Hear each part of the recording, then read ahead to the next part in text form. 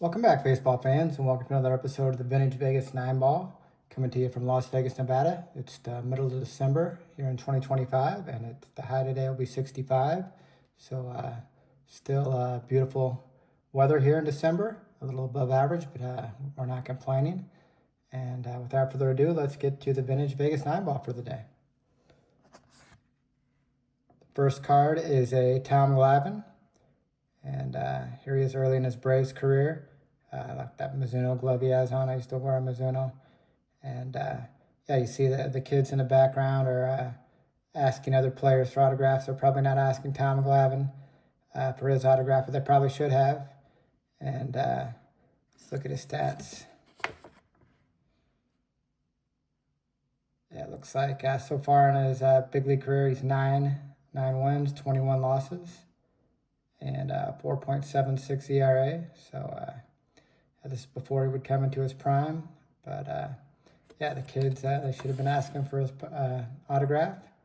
And this is a nice picture of a young Tom Glavine, who of course would blossom into a star with the Braves and then later on the Mets.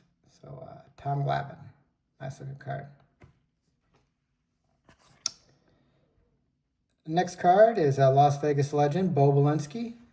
You probably never heard of Bo Bielinski, but in Los Angeles, of course, the Angels were an expansion team in the early 60s, and they drafted Bielinski from the Orioles organization, and he became somewhat of a star. He was known for his partying and kind of like the Johnny Manziel of his day, I guess, and his nightlife, with the nightlife in Hollywood. And he'd won his first four starts and for the Angels. And so it was kind of like Fernando Mania. Everybody was crazy over Bo Bielinski, and he became somewhat of a celebrity in Los Angeles. And he was known for his partying, and he dated stars like Anne Margaret and Connie Stevens, and maybe the prettiest of all, Tina Louise. And yeah, won his first four starts. And one of those starts was a no-hitter. And believe it or not, the first no-hitter in Chavez Ravine, which is Dodger Stadium, was by this man, Bo Bielinski. The Angels were sharing Dodger Stadium until their stadium was built. And yeah, believe it or not, the first no-hitter at Chavez Ravine was Bo Bielinski. So there's a little trivia for you. And yeah, he would later go on to marry a Playboy playmate in the late 60s. And unfortunately, his career kind of fizzled out after that first season with the Angels. He was kind of up and down, had a little arm problems, and I think he was out of baseball by 1970. But yeah, for a short time, he was one of the biggest celebrities in baseball, especially in California. And after baseball, he actually moved to Las Vegas. And he said he kind of got clean in Las Vegas and kind of was born again, believe it or not, in Las Vegas. And he would manage a car dealership until he died. I think he had some type of disease in his early 50s. But yeah, Las Vegas legend, Bo Bielinski. I'll put on the Las Vegas stand. Next card is Jared Weaver, and along with Bo Bielinski, he's the only Angel to win his first four starts. Only Angels rookie to win his first four starts. And yeah, Jared Weaver was a big part of those early 2000 Angels teams. In fact, they won the World Series in the early 2000s, and he was a big part of that, front rotation starter for them. And here he is, a nice in-action pick with this necklace flopping in the air there. And yeah, he was a good pitcher for several years. And of course, his brother was also in the big leagues, Jeff Weaver. And yeah, frontline pitcher for the Angels, Jared Weaver. Next card, just in time for Christmas, is Jimmy Stewart, here for the Cubs. Jimmy Stewart was a little before my time, but he shares the name with the famous actor in the famous black and white Christmas movie, It's a Wonderful Life, Jimmy Stewart. And infielder, outfielder. And it says, Jim proved to be a valuable man on the Chicago squad. He saw service at second base, shortstop, left, and center field. The young switch hitter has blazing speed, and his tops at stretching a single into a double. And he was among the club leaders in stolen bases last season. Jimmy Stewart. We'll put him on the Cubs stand. Next card is another holiday card and another Vegas legend, Bryce Harper. Bryce, of course, is from Las Vegas and is kind of a local celebrity out here. And here he is in his Mother's Day card with his pink bat and his pink sleeve. And, it's a nice looking card for the Nationals. Of course, he won a World Series there before moving on to the Phillies. Let's just say here on Mother's Day.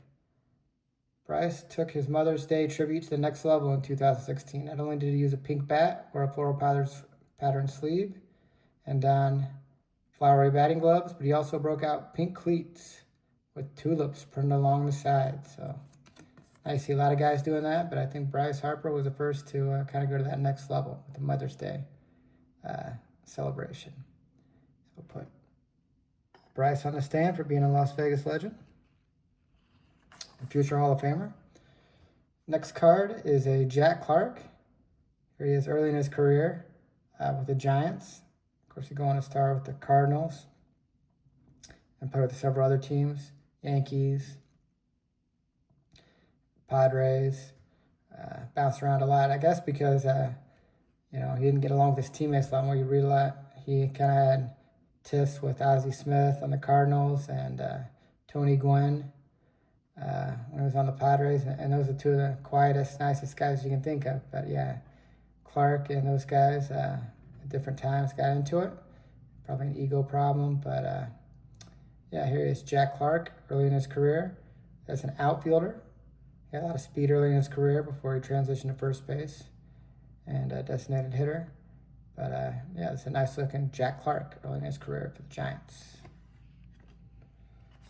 This is another guy, Frank Robinson, who kind of had a tiff with Jack Clark. He kind of got upset. He said he thought Clark wasn't playing some days when he should be. And, yeah, kind of orchestrated, I think, that trade with the Cardinals to get Clark kind of out of town. They kind of didn't get along, Robinson and Clark either. And, yeah, this is Frank Robinson as a manager of the Giants. Of course, he'd go on to manage several teams. And he's a great big league player and manager and player manager. So here he is, Frank Robinson. Of course, all-time great for the Reds and Orioles. Go on a Hall of Fame stand. Next card is a scrap iron, Phil Garner. And here he is in his A's digs, doing the on-deck kneeling pose. And I like how in the background here, he just kind of knocked the donut off right next to him and threw his helmet off. They're behind him, and they just left it in the picture. They didn't care about the background back in the day. And yeah, Phil Garner, he reminded me of, looked a lot like Bernie Brewer, and that's probably why he went on to manage the Brewers after he retired.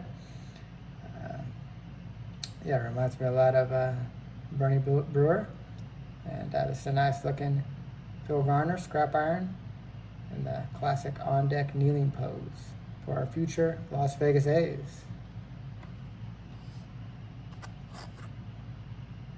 And our last card of the day is another California teammate, the California Angels, with Reggie Jackson, Mr. October. And yeah, Reggie would have those great years with the A's early in his career, then the Yankees and Orioles, and later on in his career with the Angels and A's. But yeah, let's check out the stats for Mr. October in this 1985 Donruss card. Looks like career highlights. Mr. October owns a .357 average for 5 World Series, including 3 home runs in the final game of the '77 Classic.